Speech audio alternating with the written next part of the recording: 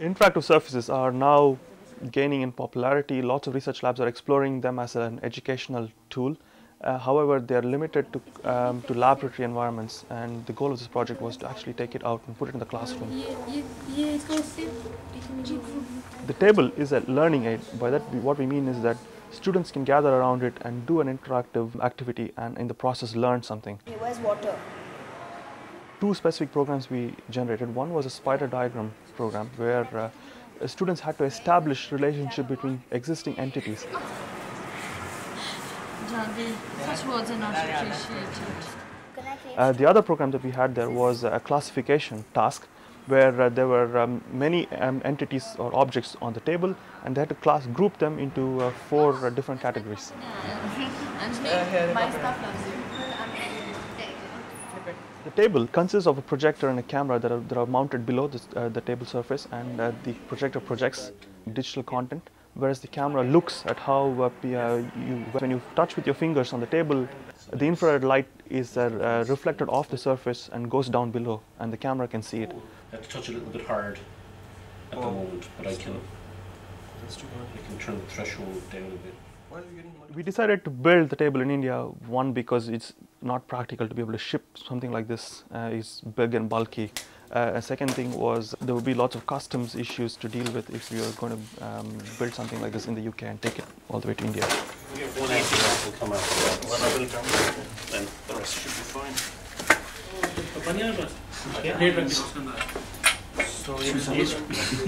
For us to be able to actually do this, we needed to use the facilities of NIIT University, and that's why it was useful to have links with Sanjay Gupta and Swati Jha, who are both researchers at NIIT University.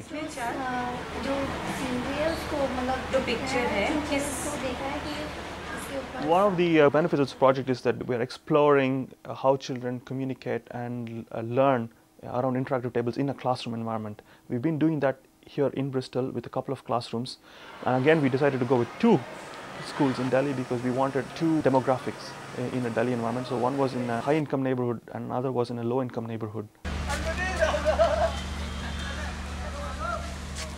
So we had the opportunity to examine communication and learning differences in different environments.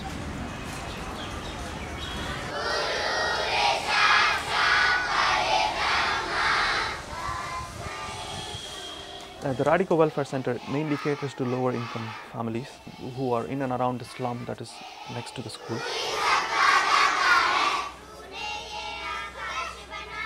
Both these schools were English medium schools. However, the Radico Welfare Center, although it's an English medium school, the teachers taught students from an English textbook but predominantly spoke in Hindi.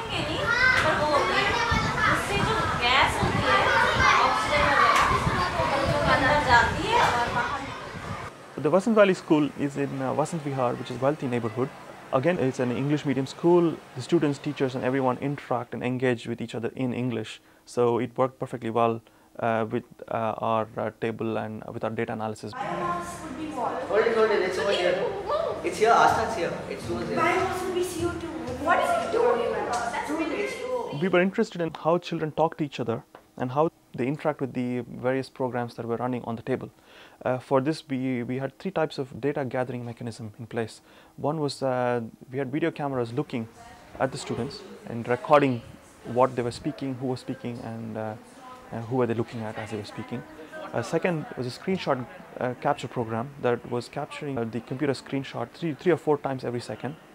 This helps us get information about what object was being touched when they were speaking and how was this object being moved. And a third program that was collecting information was a logger. The logger collects event logs like, okay, this object was being touched by this person and it was moved to a certain location. That's much better. This has lots of interesting potential because these tables are built for collaborative activity and potentially better support learning for students. So we can start looking at how students communicate between each other inter-table and intra-table. So within a table and between tables, and the students and teachers communication, how does it change? It's something that we want to look for in the future.